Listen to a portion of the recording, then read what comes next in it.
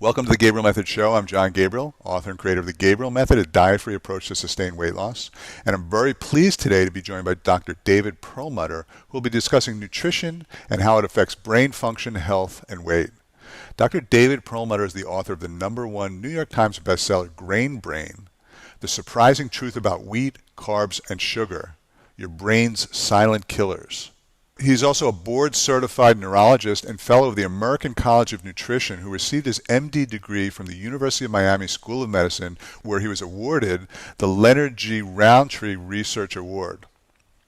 After residency and training in neurology, Dr. Perlmutter entered private practice in Naples, Florida. Dr. Perlmutter is a frequent lecturer at Columbia University, the University of Arizona, Scripps Institute, New York University, and Harvard University. He has contributed extensively to medical literature with publications appearing in the Journal of Neurosurgery, the Southern Medical Journal, Journal of Applied Nutrition, and the Archives of Neurology. He is also the author of The Better Brain Book and Raise Smarter Children by Kindergarten, and is recognized internationally as a leader in the field of nutritional influences in neurological disorders. Dr. Perlmutter has been interviewed on radio and television programs including 2020, Larry King Live, CNN, Fox, Fox and Friends, The Today Show, Oprah, Dr. Oz, Montel Across America, and the CBS Early Show. In 2002, Dr. Perlmutter was the recipient of the Linus Pauling Award for his innovative approaches to neurological disorders and was awarded the Denham-Harman Award for his pioneering work in the application of free radical science to clinical medicine. He's also the recipient of the 2006 National Nutritional Food Association Clinician of the Year Award and was awarded the Humanitarian of the Year Award from the American College of Nutrition in 2010. Dr. Perlmutter serves as medical director for the Dr. Oz Show. To learn more about Dr. Perlmutter while you're listening, please visit his website at drperlmutter.com. So, Dr. Perlmutter, you were trained as a neurologist. How did you begin to consider nutrition and its effect on the brain? As a neurologist, I became actually very frustrated with the work that I was doing. We were basically, for 10 years in the practice, treating symptoms and ignoring the underlying disease. Right. Or what I like to say, pretty much focused on the smoke while we ignored the fire.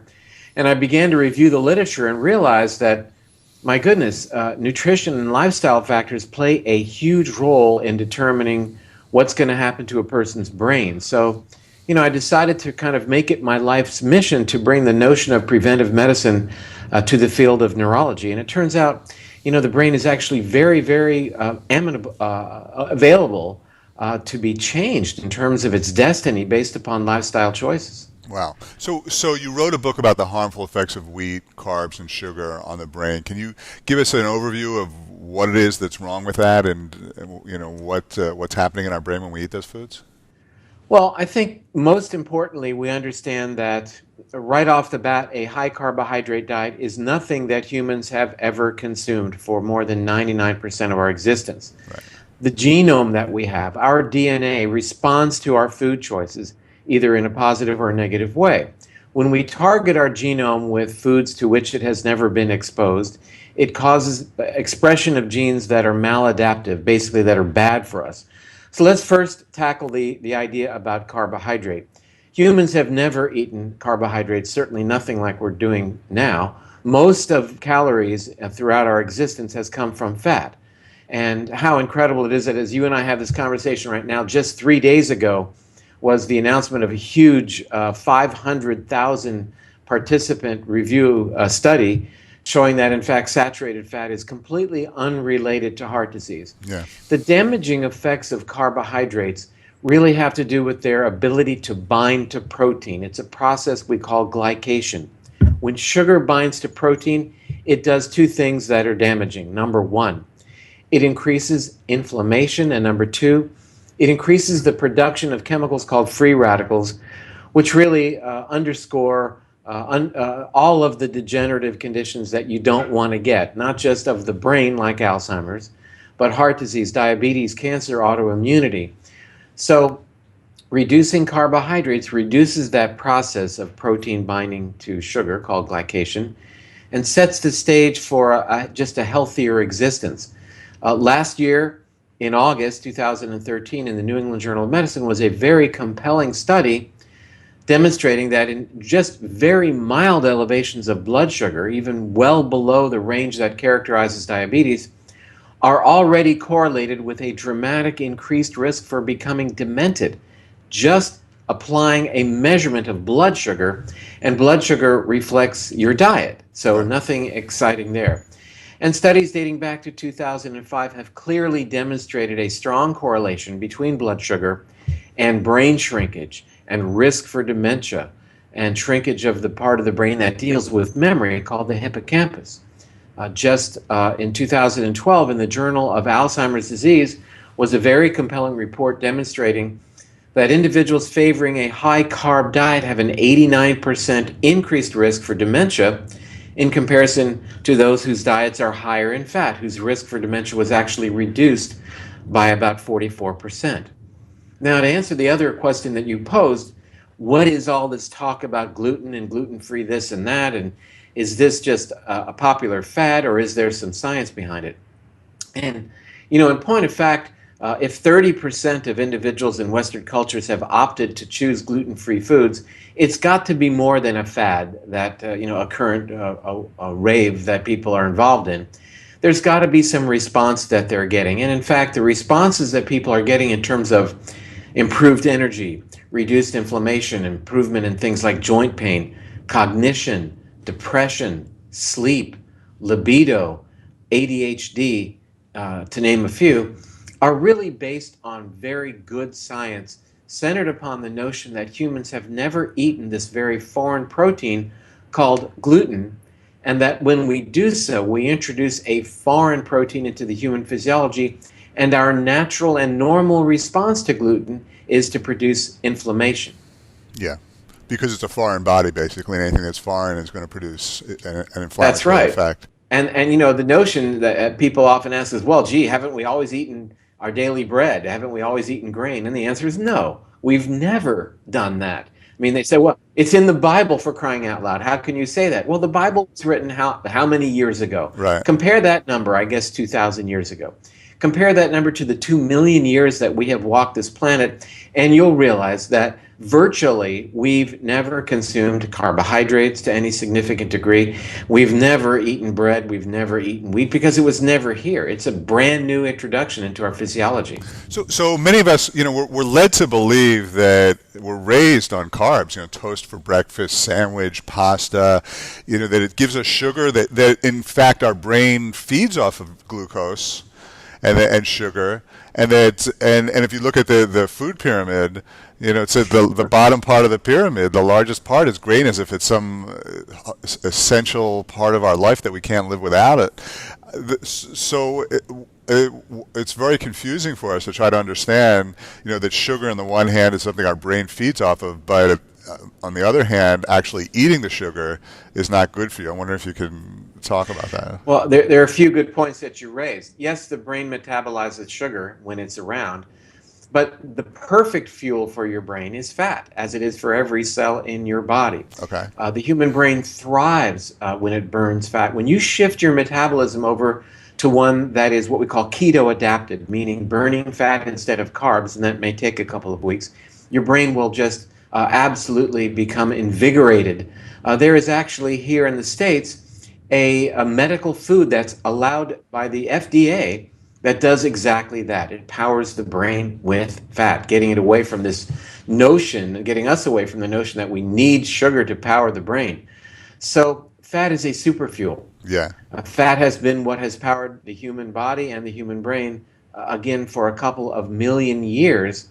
And sure, the brain will burn sugar when it's available. My mission is to make that sugar much less available. Right. So yeah, I heard one expert said that it's much healthier to make sugar than to eat sugar in terms of the body. And you've got to keep your blood sugar low. I mean, here we talk about having a blood sugar level in the normal range, and I'm more focused on what is a blood sugar level in the optimal range. What is best for your brain today in terms of its function, and what's going to help reduce your risk for getting Alzheimer's disease, a disease for which there is no treatment. Yeah. I can tell you in my own experience, when I was over 400 pounds, I was living off of carbs. I mean, and I was addicted to them. You know, there was not a day that I could go by without having pizza, donuts, etc.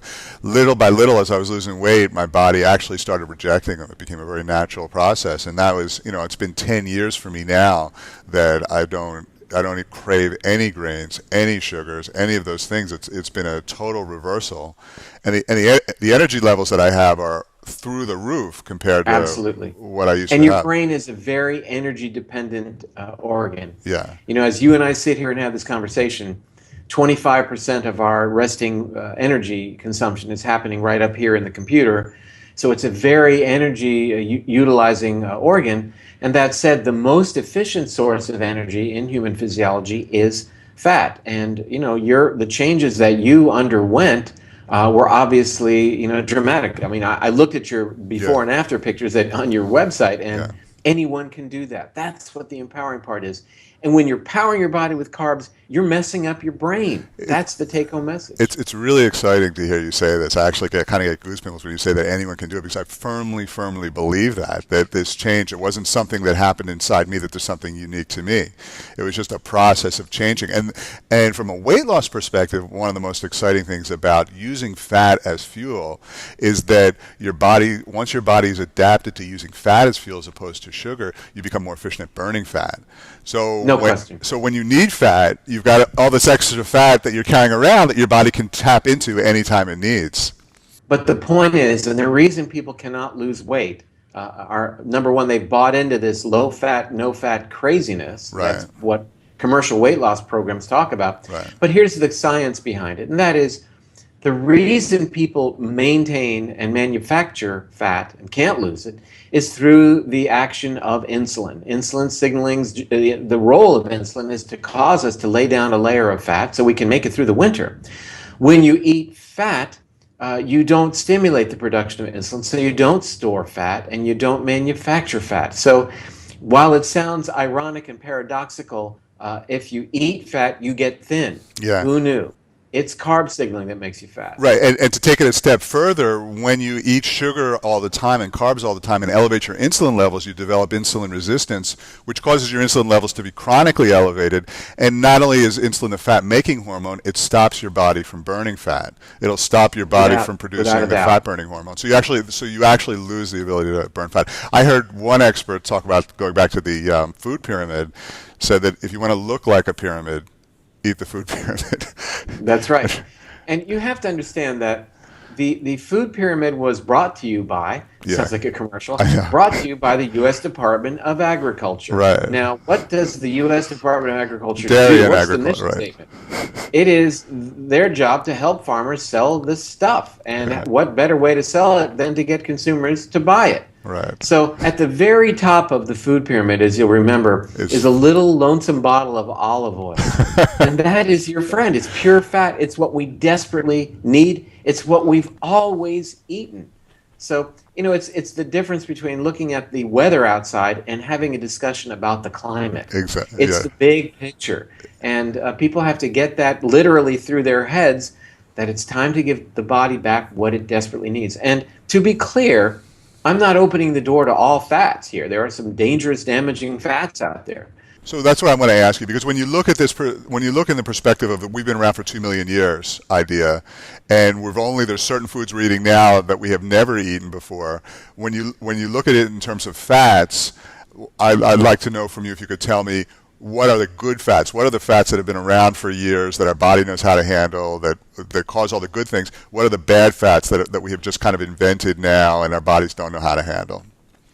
Well, the good fats would be things like nuts, seeds, olive oil, grass-fed beef, wild fish, avocados. These are wonderful fats. Coconut oil is one of my favorites. 90% saturated, and that's probably going to give some of your viewers the willies. Right. And again, what happened last week? We learned that saturated fat is your friend, has no relationship, no matter how much you eat, to heart disease. And what about the cholesterol levels also? You know, people always talk about my cholesterol. I can't have fat, there's too much cholesterol in it. And I always say, well, your body produces cholesterol. It's not the cholesterol you eat isn't the cholesterol that ends up in your bloodstream. You know, we have this common That's right. conception 80 that to eating 90%. cholesterol causes cholesterol. And it's not, one's got nothing to do with the As a other. matter of fact, it's just the opposite. Eating Right. cholesterol signals your body that you've got enough, and it starts to shut down your body's cholesterol production. You know, 80 to 85% of that cholesterol number that you see when you have your cholesterol checked is what your body manufactures. And guess what? A low-fat, high-carb diet is what turns that on. You know, I don't want to sound like a conspiracy theorist here, but we've been told go on a low-fat diet, and when your cholesterol goes up, here's a drug for you. Yeah. And, you know, I'm literally fed up with this stuff, and it's about time that people get this message because it's in the literature. It's not that I'm your guest today and we're talking about this. This is what our most well-respected, peer-reviewed literature has been telling us. And, you know, the idea that if you want to lose weight, you go on a high-fat, low-carb diet that was published in 2007 in the New England Journal of Medicine. What was that? 7 years ago.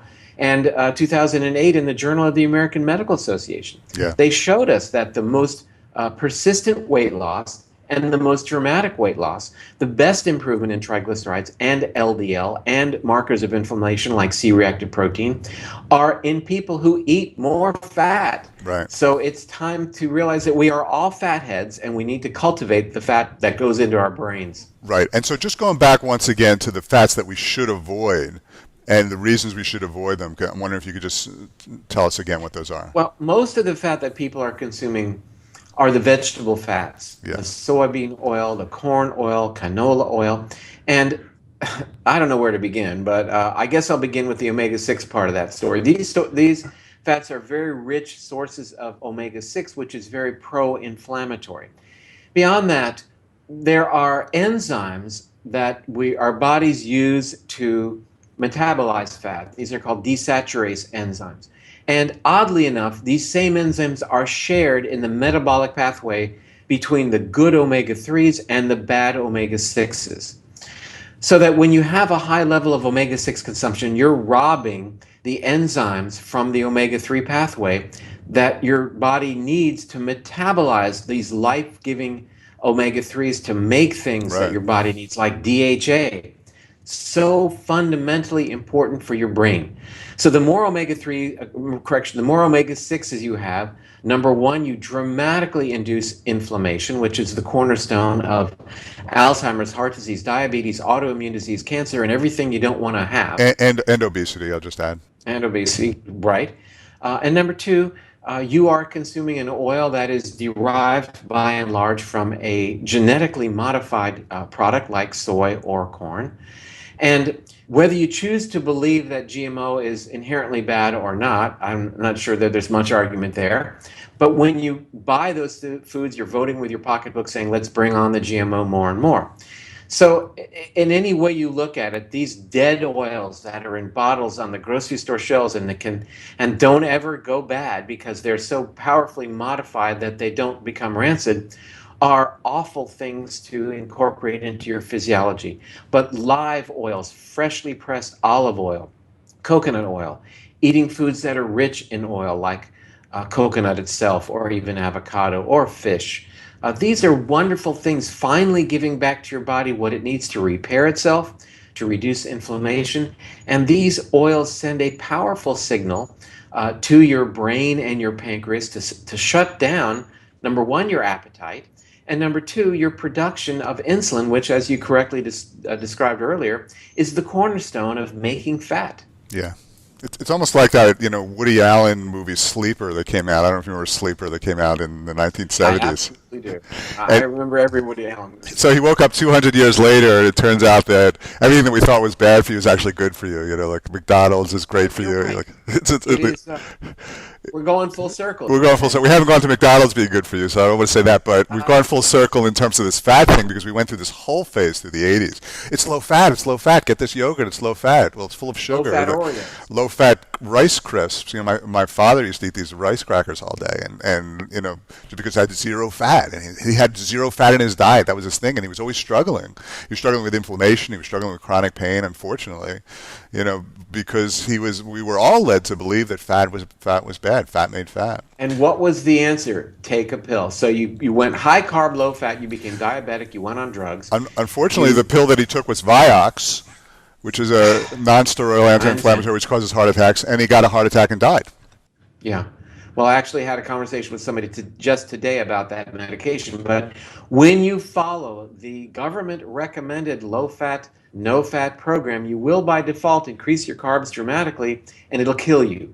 It'll lead to senile dementia of the Alzheimer's type, heart disease, diabetes, cancer, you name it. And that's what the peer-reviewed literature is talking to us about. And we've got to pay attention. So first of all, I want to say I can't say how happy I am to hear you saying this. You're someone of your recognized knowledge and understanding of human physiology. I appreciate that. It really, I really appreciate it. But I'm wondering, with the people that you've worked with, what type of success stories have you seen once they've made these changes in their medical conditions or weight or lifestyle? Well, I don't know where to begin. I mean, Okay. I saw a woman this morning in my office who was diagnosed with colon cancer. She had a resection of the colon cancer, and then because it had spread, was told that she needed aggressive chemotherapy. She went on a diet called a ketogenic diet, a high-fat, virtually no carbohydrate diet. I saw her today. She has just returned from touring Europe. She said she walked up all the steps to get to the top of the Vatican. I don't know how many steps that is, but apparently that's something impressive. Then they went to Austria, Germany, Paris, and flew back. And she looks fantastic. Her cancer markers are undetectable. Now, I mean that was maybe a little bit off base. I think you probably wanted to talk more about the brain stuff. But that said, every day we see kids with ADHD who are not on medication, thank you very much, and are doing well in their classes and are focused and stay in their seats and do homework. Elderly individuals with cognitive issues who are now regaining function without medication, as if there were a medication that they could have taken. Right. But, by and large, I do see a lot of people from a preventive perspective. People who have a parent with Alzheimer's, as do I, who don't want to end up like mom or dad. People who are starting to gain weight and know that that's a risk factor for Alzheimer's, diabetes, and heart disease, and want to put a stop to that. So we do a lot of preventive medicine, but certainly plenty of interventional medicine for people who have already existing illnesses. Yeah. It's excellent. So for our listeners today that want to get started on reducing all these harmful sugars and carbs in their diet, what's one tip you can suggest to make that process easier? Because I know as people are listening, I was very addicted, and I couldn't. And when you're addicted to something, you can't imagine ever not being addicted. But then when you're not addicted, you can't imagine being addicted. It's a funny kind of scenario that our brain plays with us. But many people are listening. There's no question they are addicted to these foods. How do you get from point A to point B? Well, the first thing I would say is what I would say to my patients is you can do it and you must do it. And halfway measures only work halfway. So if you commit to even a couple of weeks, it will be self-reinforcing, as I'm sure you experienced, that suddenly you're going to look good. You're going to all of a sudden not be breaking open a vending machine at 10 o'clock in the morning because you're having a carb crisis. You'll sleep better, your energy will improve, and even your cognitive function, your thinking will improve. And when all of that stuff starts to come home to roost, it is so encouraging and empowering and reinforces moving forward with this lifestyle change for the rest of your life. This isn't a diet, it's a total lifestyle change. And it allows you to regain everything you want. And so I don't ask for a lot of time, but I ask for a solid 100% commitment for a couple of weeks. Because then I find that people just stick with it because they feel so great. Awesome. Yeah, there's a couple of, I think Dr. Hyman also has this concept that, if you can go a couple of weeks without eating these harmful foods, you break the addictive pattern, and it makes it infinitely easier. So I think that's a very viable strategy. It is, but everybody has a sweet tooth, and I'm sure you still think about sweets because the sweet tooth that every human has is an evolutionary advantage. We learned we like sweet because sweet is an indicator to us that fruit is ripe. It's an indicator biochemically that starch has been broken down to sugar. So in our hunter-gatherer days, we would eat sweets, we'd eat the ripened fruit because it had the highest level of phytonutrients. That's when the seeds were ready to germinate. So the fruit worked with us and got its seeds spread around because we would eat it when it was ripe. Yeah. But more importantly, the survival mechanism in the late summer and early fall of eating sugar at that unique time of year is it would stimulate the body to make insulin. We laid down a layer of fat, and we were able to survive during the winter when food sources were scarce. It's a really interesting point I've never heard anyone say before. What you're And saying. that's why we survived. But now, the sweet tooth is 365 days a year, and people are catering to that for the winter that never comes. Right. This is the point that I've never considered before about fruit in general. Is that what you're saying is that the fruit is typically ripest at the end of summer, beginning of fall, when we're getting ready for winter, and then so we would eat the fruit in order to help us stimulate fat production. Is that what you're saying? Exactly right. Now, we didn't do it knowing it's it, but I mean that's the physiology. What a beautiful evolutionary advantage that has given us. Right. But think about it. When do you harvest apples? I mean, when are the blueberries? Yeah, that's Yeah. in the late summer. It's when you get blueberries. Yeah. Now of course they're hybrids of fruits, high sugar fruits that probably bloom all year round. Yeah. But that said, traditionally the heirloom varieties of these foods are not available throughout the year and only available in the late summer and early fall. What a wonderful bit of harmony, dance, we Yeah. call it a dance that was going on, where the fruit would benefit because we would spread their seeds, and we would benefit because we'd lay down fat and make it through the winter. Amazing. Really, really amazing. That's a great, great point. Thank you for that. So, what are some excited projects that you're working on that you're excited about? Any new books that we should know about, or things that are happening?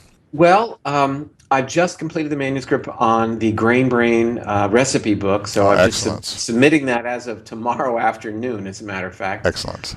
There's a new journal coming out in the fall, which is called Brain and Gut. It talks about the relationship between the microbiome and brain function, brain health, how the brain influences digestion. It's a global peer-reviewed journal with editors from Harvard and Johns Hopkins, and I have been chosen to be the editor-in-chief of that journal, so I'm real excited about that. Excellent.